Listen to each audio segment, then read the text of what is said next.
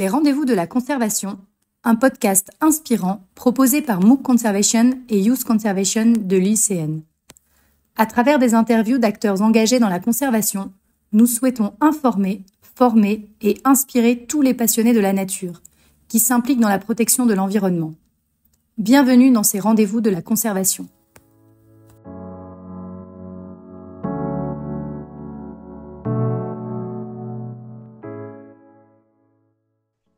Bonjour Malik, je suis ravie de vous recevoir aujourd'hui pour un nouvel épisode de notre podcast Les rendez-vous de la conservation.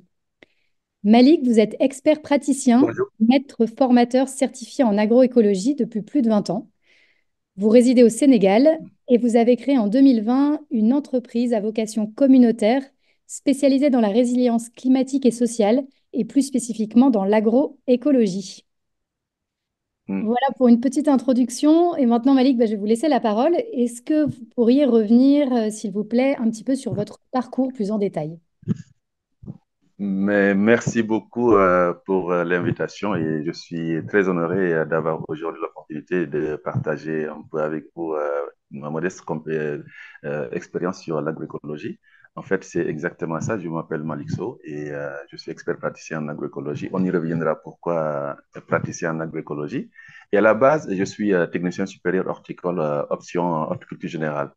Et c'est en 2010, justement, que lors d'une mission de travail, que j'ai eu le plaisir de rencontrer M. Pierre Rabin, qui, par tout hasard, au Burkina Faso. Une rencontre qui fut vraiment le début de mon histoire avec l'agroécologie, parce que on a échangé sur énormément de choses. Et toutes ces choses que M. Rabin m'avait dit à l'époque, alors, étaient toutes nouvelles pour moi parce que simplement, dans ma logique, on avait un cahier de charge basé sur des fiches techniques et que voilà, tout était standardisé. Et puis, ce que m'avait dit Pierre Rabin était impensable à l'époque. Et une fois au Sénégal, alors, je m'étais mis dans des dispositions de recherche. Et à l'époque, un ami qui était à Écovillage m'avait cédé quelques sacs d'engrais issus de compost issus du biodigesteur. J'ai dit oui, c'était l'occasion de voir. Parce que comme M. Pierre Rabin me parlait de sol vivant et toutes ces interactions avec les plantes, j'ai dit oui, pourquoi pas. Et à ma grande surprise, il avait raison.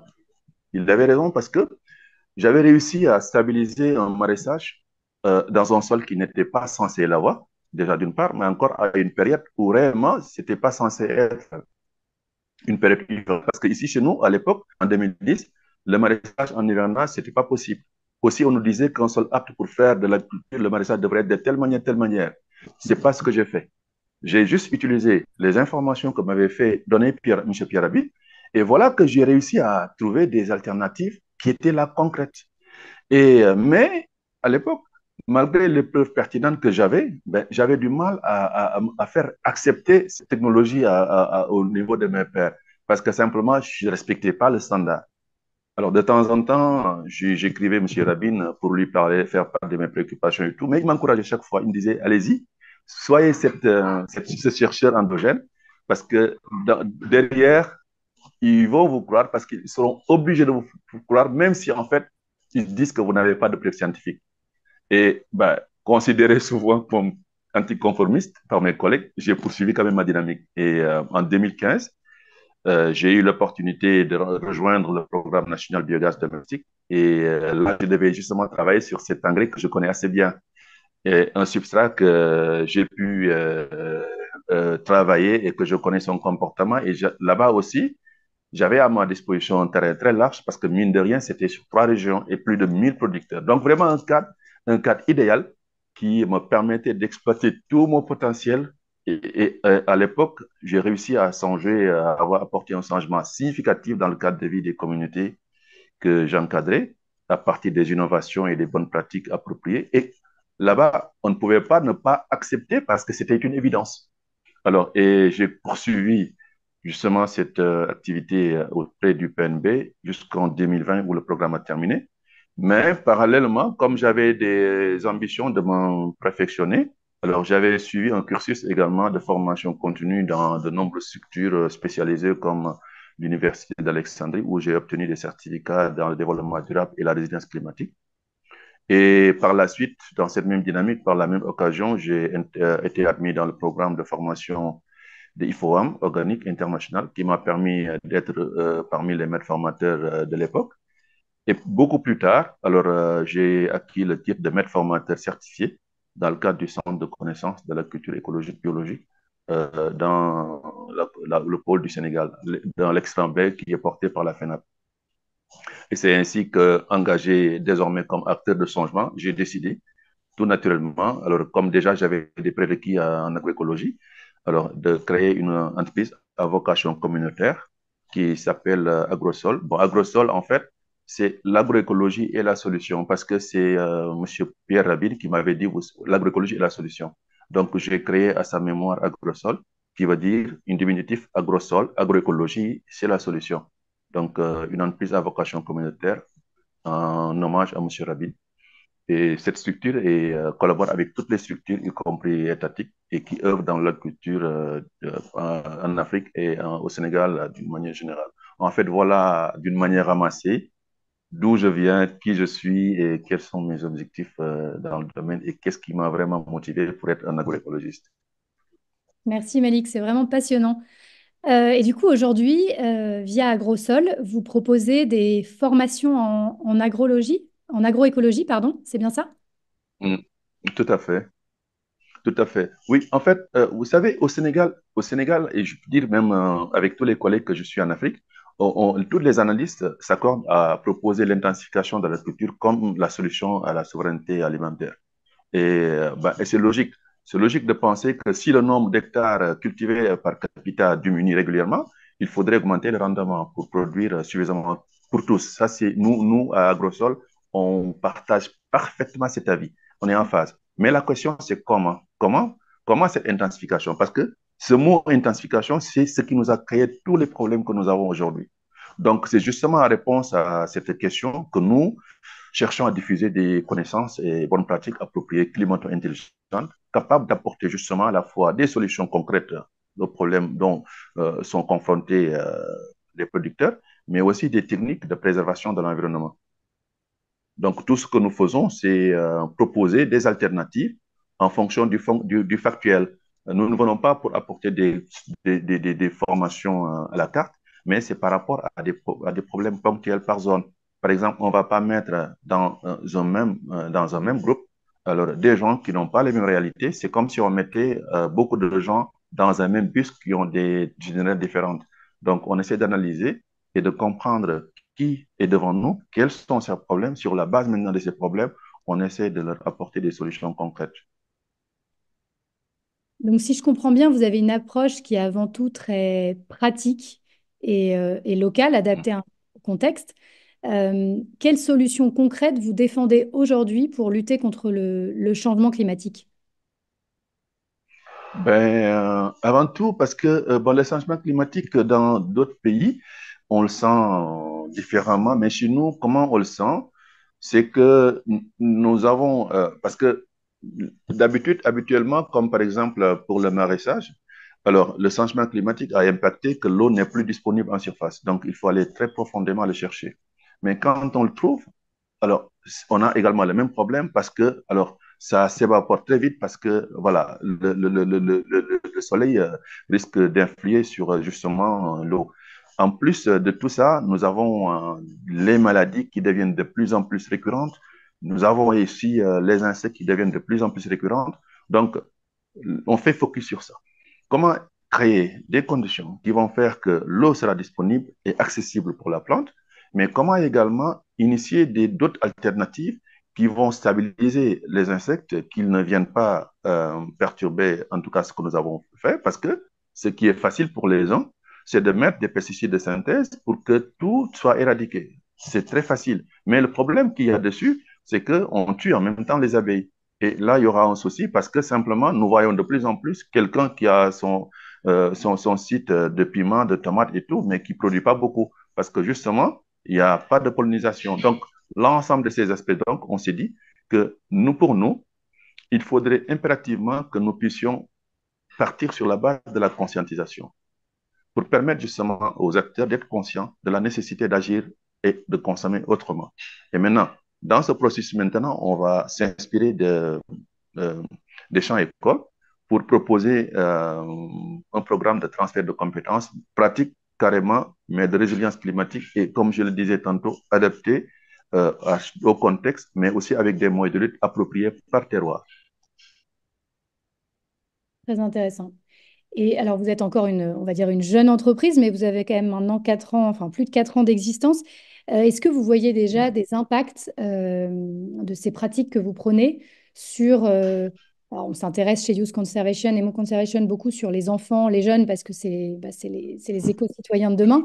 Donc, est-ce que vous voyez déjà des changements dans les, les, les, les mentalités, les comportements des enfants et des jeunes, et plus globalement au niveau des communautés? Oui, parfaitement. Par exemple, je commencerai par chez moi. Par exemple, j'ai mon fils qui a à peine 11 ans, mais c'est lui qui gère tout ce qui est potager chez moi. Et il a en même temps un poulailler et il s'occupe exactement de... Parce que cette notion-là qu'il faut produire et consommer autrement que nous portons, parce que leur école est à proximité de chez moi, donc je vais souvent pour mener et dérouler là-bas des activités extramuros. Et là, on leur apprend justement ce qu'est l'environnement, comment appréhender l'environnement, mais surtout comment il est facile de produire et comment il est facile aussi de gérer. Par exemple, les enfants, ils s'imaginent pas de voir la pisciculture. Ils s'imaginent pas, par exemple, de voir comment fonctionne le biogaz. Ils s'imaginent pas encore de voir comment est-ce qu'il est facile de mettre une graine sous terre et que ça germe. Ils s'imaginent pas aussi de voir comment est-ce que je pourrais, à partir d'une manière appropriée, mettre un œuf dans un environnement et créer les conditions pour que ça éclose. Donc, toutes ces choses, alors, créer en eux une certaine dynamique, en tout cas pour les jeunes qui sont à l'établissement scolaire, ça crée une certaine dynamique qui font juste des scientifiques vraiment juniors. Et ça me ravit beaucoup d'abord de voir mon fils constamment dans cette logique et qui est souvent fréquenté par ses amis qui poursuivent la même chose. Et également, on me rapporte que nos activités influent sur les élèves parce que ça les aide à mieux comprendre leurs cours d'observation, parce que c'est tout à fait sur les livres, mais les activités extramuros nous permettent, parce que d'habitude, quand nous faisons nos figures, on s'arrange pour que ça soit les figures géométriques qu'ils voient à l'école. Quand nous faisons également la germination, on s'arrange à ce que ça soit exactement, à ce que ça se conforme à leur outil pédagogique. Et de ce point de vue, cette façon-là d'accompagner l'école à mieux comprendre la science, à mieux comprendre encore l'environnement même, alors apparemment, ça contribue voilà, à une meilleure compréhension de leur cours. Maintenant, pour les jeunes, en fait, il y a une opportunité qui est l'économie circulaire et l'économie également verte, qui n'est pas très connue auprès des jeunes. Et nous, on intègre, oui, l'agroécologie, mais on le fait d'une manière beaucoup plus large pour démontrer que l'agroécologie, oui, c'est une pratique, mais il a ses métiers. Et c'est l'ensemble des métiers de l'agroécologie qui font que l'agroécologie puisse être vraiment prospère. Nous avons aussi une autre dynamique qui s'intéresse aux jeunes cadres et aux jeunes techniciens et techniciens supérieurs qui viennent des écoles de formation et métiers connexes, parce que ce qu'on leur apprend à l'école, ce n'est pas forcément ce qui passe sur le terrain. Donc, nous avons un petit programme de stage qui nous permet de recevoir ces jeunes qui viennent de sortir, qu'on ramène sur le terrain pour les mettre à jour par rapport aux réalités, parce que souvent, il y a un déphasage entre ce que apprend le jeune à l'école et concrètement ce qui se passe sur le terrain, parce que les paysans sénégalais, laissés à eux-mêmes, ils ont pu trouver des alternatives. Et ces alternatives marchent très bien, ce qui n'est pas forcément pour le moment à l'accès justement de ces ingénieurs ou bien de ces techniciens. Donc, pour éviter justement qu'il y ait demain des problèmes, nous, on s'arrange, on prend la responsabilité pour certaines jeunes, que nous, pas beaucoup, parce que nous n'avons pas les moyens de prendre beaucoup de jeunes, nous les mettons dans des situations de problème afin qu'ils puissent être en contact avec ces producteurs et également avoir accès à ces informations. Et maintenant, à eux de voir comment est-ce qu'ils pourraient transférer ces jeunes à travers leur groupe et autres, que ces informations existent. Parce qu'entre eux, ils pourraient en tout cas se partager ces informations parce qu'ils sont déjà des scientifiques. Donc voilà en fait un peu du côté entrepreneurial, comment est-ce que nous intervenons pour aider les jeunes dans la logique de l'économie verte, mais aussi pour les jeunes qui sont à l'école, comment nous les aidons un peu à mieux insérer le métier de la transition en agroécologie. Merci Maïk, très intéressant. Euh, J'imagine que comme toute entreprise, vous êtes confronté au quotidien sur le terrain à certaines difficultés. Est-ce que vous voulez Mm. nous en parler et si vous en rencontrez, quelles sont les solutions, les réponses que vous pouvez y apporter. Mm. Oui, en fait, comme je le disais tantôt, oui, nous sommes une entreprise, mais d'habitude, je préfère chaque fois mettre communautaire parce que je me dis que j'ai hérité quelque chose qui, je dis par hasard, mais tout ça, ça vient de Pierre Rabhi. Donc, j'essaie d'être comme lui, j'essaie d'agir comme lui, j'essaie de faire comme lui. C'est pour ça que je mets une entreprise à vocation communautaire. Donc, nous nous engageons à appuyer tout le monde, et y compris ceux qui n'ont pas de moyens.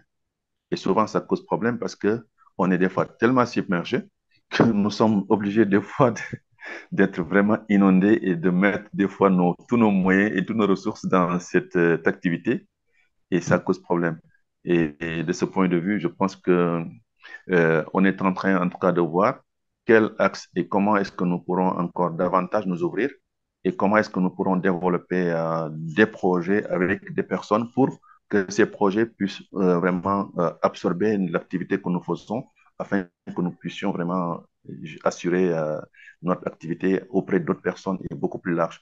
Pareil aussi, on anime de temps en temps des émissions radio et télévision et pour justement essayer de beaucoup plus démontrer ce que nous essayons de faire afin que des synergies puissent se faire entre nous, ce que nous faisons, et peut-être quelqu'un qui est à l'autre côté, afin que l'activité puisse être beaucoup plus pérenne, durable et toucher le maximum de jeunes et de femmes, parce que les femmes aussi nous intéressent. C'est à ce titre d'ailleurs que ça fait pas longtemps que j'ai fait une capacitation sur l'égalité homme-femme-homme, parce que on s'est rendu compte que dans certaines zones, alors le changement climatique impacte énormément sur les jeunes filles parce que on va facilement faire père de famille qui est là, qui a sa fille qui va à l'école, ou bien qui a sa fille qui fait des activités autres que ménage. Pour la plupart du temps, quand ça va mal, ça impacte sur le jeune parce que c'est le jeune qui soit obligé d'aller très loin chercher du bois si c'est nécessaire. C'est la fille certainement qui risque d'être mariée si c'est nécessaire. Et pour cela maintenant, agir sur justement la capacité de ces jeunes filles et femmes et garçons pour leur transférer des compétences qui soient adaptées à leur contexte serait une mesure que nous soutenons et que nous accompagnons, mais toujours sur nos propres moyens. Très clair. Et je me demandais tout ce que vous faites aujourd'hui, vous le faites, enfin, est-ce que vous travaillez seul ou est-ce que vous êtes entouré de partenaires? Jusqu'à présent, alors, on travaille seul, mais collabore quand même étroitement à travers des mandats ponctuels avec des organisations paysannes que je remercie et félicite au passage, parce que on collabore avec toutes les organisations, en tout cas sénégalaises, africaines, avec lesquelles nous avons les mêmes visions et les mêmes orientations en lien avec le développement durable. Et là, tantôt c'est nous qui allons vers eux, tantôt c'est eux qui viennent pour nous, et c'est vraiment pour des missions vraiment ponctuelles. C'est souvent avec l'État, c'est souvent avec les structures paysannes, c'est souvent avec les particuliers. Mais depuis un certain temps, alors avec une structure qui s'appelle Terio, structure organisation belge, suisse autant pour moi, et avec qui nous sommes en collaboration avec une autre organisation qui est SICODEV, une organisation également de développement sénégalaise. On est en train de mettre en place un cadre un projet de transfert de compétences paysannes et un autre aussi qui est une alliance pour la création d'un centre de formation en agriculture climato-intelligente qui est imminente là à Thiès. Dans ce centre-là, on a vraiment l'ambition de dérouler des formations pratiques de climato-intelligence, c'est-à-dire euh, vraiment l'innovation totale. Ne pas du tout se focaliser sur des modules prédéfinis, mais partir sur des problèmes ponctuels pour régler des problèmes de climato-intelligence, climatique. Et on préfère climato-intelligente parce que on utilise l'innovation et on essaie de régler un problème. Par exemple, nous savons aujourd'hui qu'au Sénégal, pour faire dans beaucoup de, je ne dis pas dans partout, mais pour faire par exemple de l'agriculture, bah, comme les guides ont dit qu'il faut bien nettoyer le terrain, qu'il faut faire ceci, qu'il faut faire cela, bah, tout naturellement, les techniciens, c'est ce qu'ils adoptent. La première chose que fera le technicien, l'ingénieur, qu'il faut aménager, la première commande, ça sera un bulldozer. Et le bulldozer, c'est pour venir tout raser pour que ça soit vraiment propre. C'est normal parce que c'est ce que dit le guide. Et là, à partir de là, c'est là qu'il va commencer l'aménagement. Et c'est un problème. C'est un problème parce que le fait de perturber cet écosystème, le fait encore de remettre à nu une partie du terrain qui était couvert depuis des générations, c'est un problème. Et je ne m'imagine pas comment est-ce que cette pratique continue encore à perdurer et qui se fait toujours. Et plus on le fait, plus on se verse dans l'insécurité alimentaire. Autre part aussi, il y a une plante que j'ai eu l'agréable surprise de découvrir, ça fait pas longtemps, le Nguera sénégalensis, qui est dessoucié et agressé comme pas possible. Mais je me suis rendu compte que cette plante est miraculeuse parce que simplement, euh, toute plante qui se trouve auprès de cette plante, que ce soit mil, arachide, mais fournit une production hors norme. Et pourtant, le paradoxe, c'est que cette plante, les paysans l'enlèvent avant même de faire une production. Alors, avec ce constat, je me suis permis avec justement une recherche que j'ai faite auprès des thèses de quelques docteurs, que de l'importance et de la qualité nutritionnelle justement de ce produit, je me suis permis de les prendre et de les mettre en infusion et de les pulvériser sur un plan de recherche sur le piment.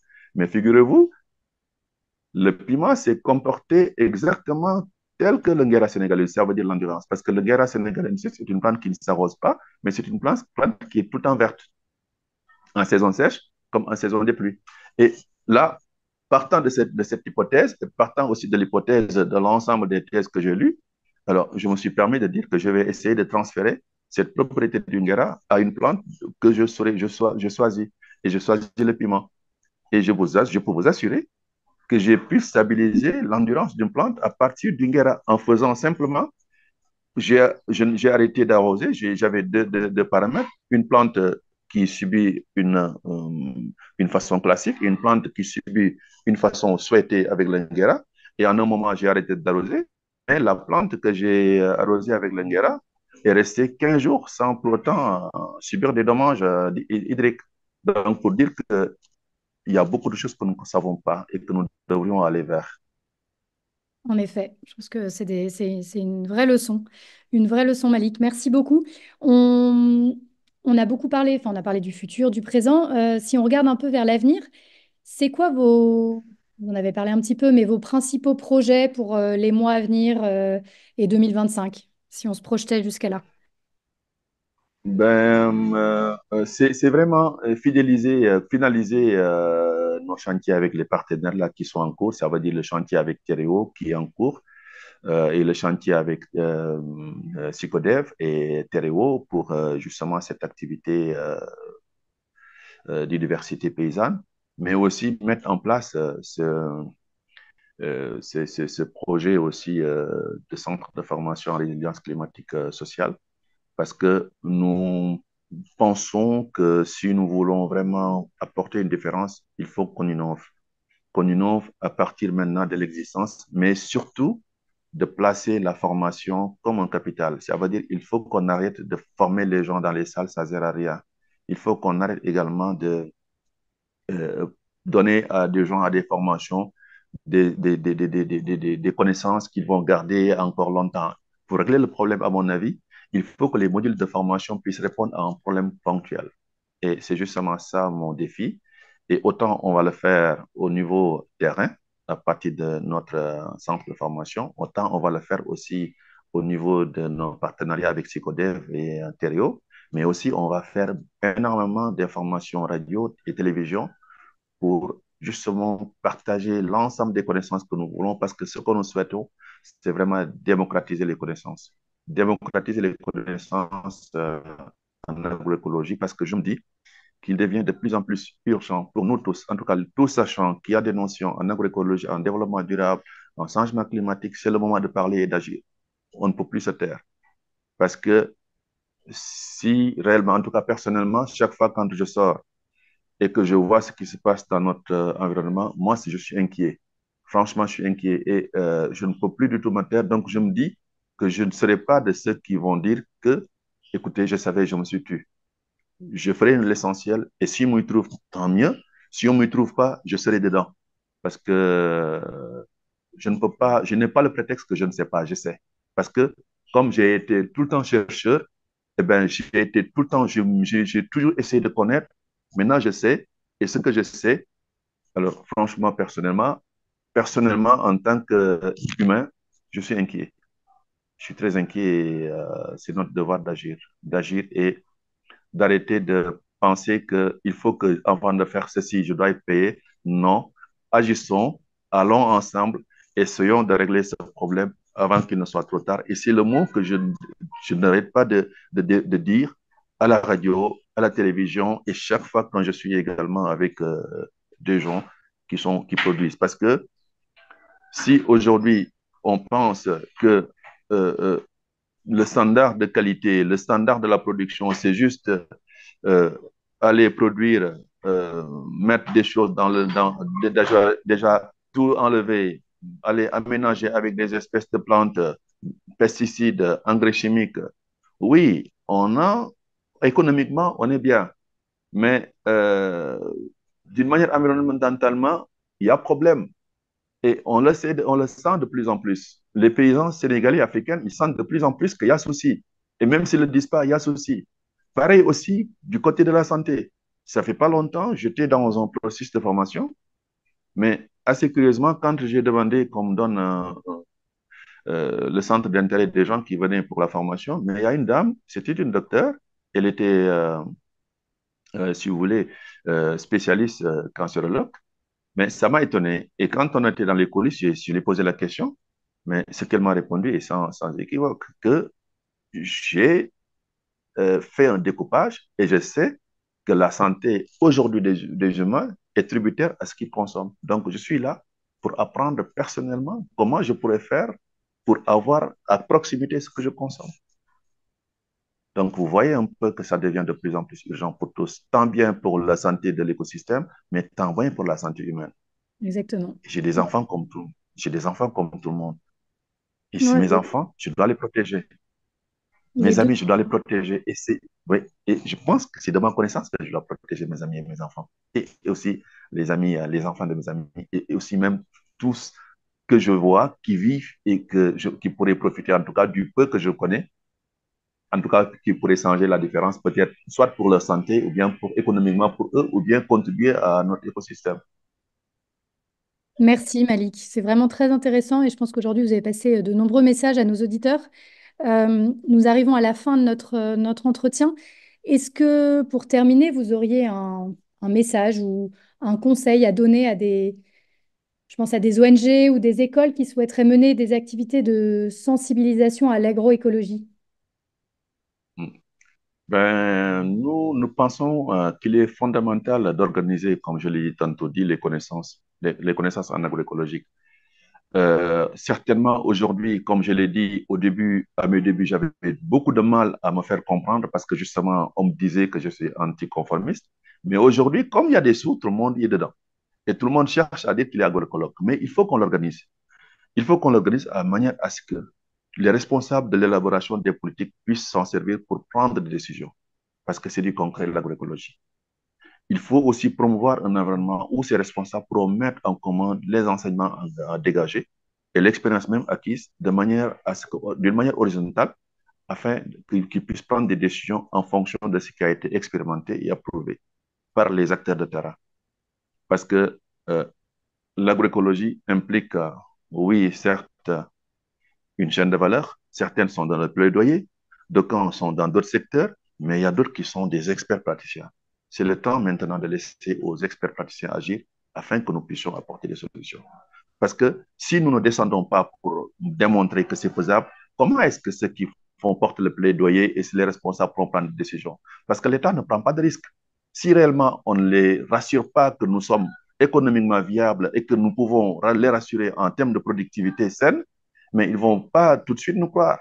Donc, désormais, je pense qu'il faut que les gens prennent des responsabilités et que ceux qui font des plaidoyers, ils le font très bien, je n'ai rien contre, mais s'ils n'ont pas d'arguments techniques et scientifiques pour apporter une expertise qui puisse être approuvée comme résultat concret de terrain, mais je pense que c'est eux nos problèmes et il faut quand même qu'on organise justement notre département qui est l'agroécologie. Tout le monde fait le travail, mais il faudrait désormais, pour ces temps à venir, qu'on laisse beaucoup plus aux praticiens agir. Merci beaucoup Malik. Écoutez, on arrive à la fin de notre entretien. Je voulais vous remercier pour votre temps et ce précieux témoignage qui, j'en suis sûre, va inspirer nos auditeurs. et nous vous souhaitons une très bonne continuation dans tous vos projets. Merci encore, Malik, d'être venu. Merci beaucoup, c'est nous que vous remercions. Et puis à vous aussi, on est sur la même ligne, vraiment, parce que je suis très bien ce que vous faites et j'apprécie beaucoup. En tout cas, félicitations à vous aussi parce que vous travaillez aussi pour le monde. Merci, Malik. Bonne journée. Au revoir. Merci à vous aussi, bonne journée. Nous arrivons à la fin de notre épisode. Merci pour votre écoute et à très bientôt pour d'autres témoignages inspirants d'acteurs engagés dans la conservation de la nature.